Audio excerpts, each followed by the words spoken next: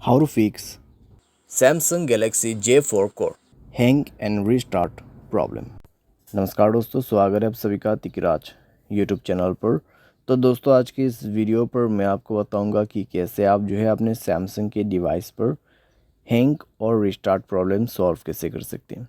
यहाँ पे दोस्तों क्या होता है, जब हमारे डिवाइस ठीक है हैंग हो जाते हैं तो वो अपने आप रिस्टार्ट हो जाते हैं। ठीक है, इस तरीके का प्रॉब्लम है ये। तो अगर दोस्तों आपकी जो डिवाइस है, ठीक है सैमसंग का, वो भी अगर हैंग हो जाते, हैंग होने के बाद अपने आप रिस्टार्ट भी हो जाते, तो ये किस तरीके का प्रॉब्लम है, ठीक है, और आपको कैसे ये प्रॉब्लम फिक्स करना होगा, आज के इस वीडियो पर मैं आपको सॉल्यूशन बताने वाला हूँ। वीडियो को अंत तक देखिए, जो भी सॉल्यूशन मैं आपको बताऊँगा उसको फॉलो करें, आपका प्रॉब्लम सॉल्व हो जाएगा। ठीक है, वीडियो शुरू करने से पहले दोस्तों, अगर आपने चैनल को सब्सक्राइब नहीं किया है तो सब्सक्राइब करते हुए बेल आइकन को क्लिक करें। अगर आप ऑनलाइन पैसा कमाना चाहते हैं तो वीडियो डिस्क्रिप्शन पर आपको लिंक मिल जाएगा।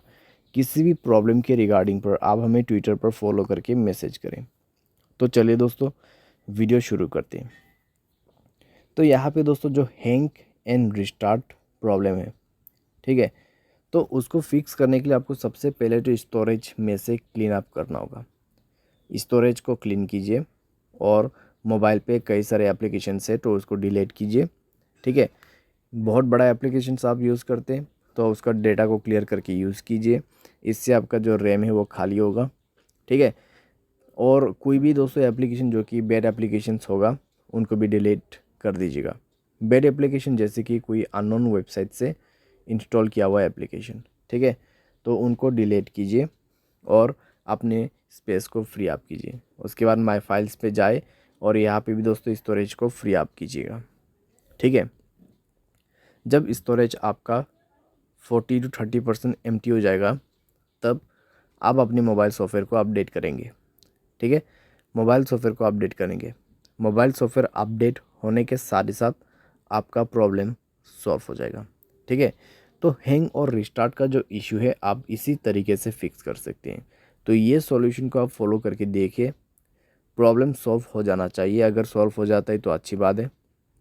अगर इसके बाद भी प्रॉब्लम आते हैं तो आपको जाना है general management, reset and then factory data reset. ठीक है, फैक्ट्री डेटा रीसेट पे जाके आपको डायरेक्टली मोबाइल रीसेट कर देना है। जैसे ही रीसेट करोगे आपका प्रॉब्लम सॉल्व हो जाएगा।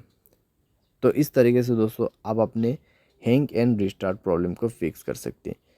तो जितना भी मैंने आपको सॉल्यूशन बताया दोस्तों, उसी को फॉलो कीजिएगा तो आपका प्रॉब्लम सॉल्व हो जाएगा। आपको कोई भी दिक्कतें बाद में नहीं होगा।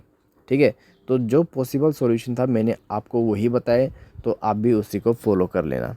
उम्मीद करते हैं आपको ये वीडियो पसंद आया होगा। Thanks for watching.